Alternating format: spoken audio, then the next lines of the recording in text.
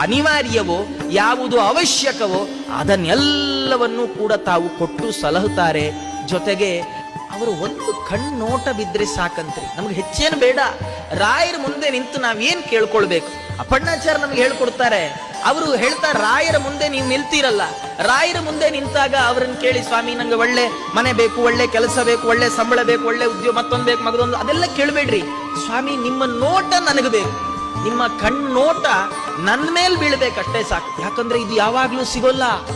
ನಾವು ರಾಯರನ್ನು ಯಾವಾಗ ಬೇಕಾದ್ರೂ ನೋಡ್ಬೋದು, ಆದ್ರೆ ರಾಯರು ನಮ್ಮನ್ನು ಯಾವಾಗ್ಲೂ ನೋಡಲ್ಲ.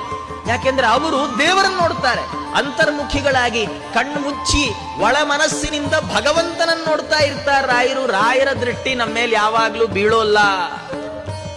ಆದರೆ ಒಮ್ಮೆ ಬಿದ್ರೆ ಏನಾಗತ್ತೆ ಗೊತ್ತಾ?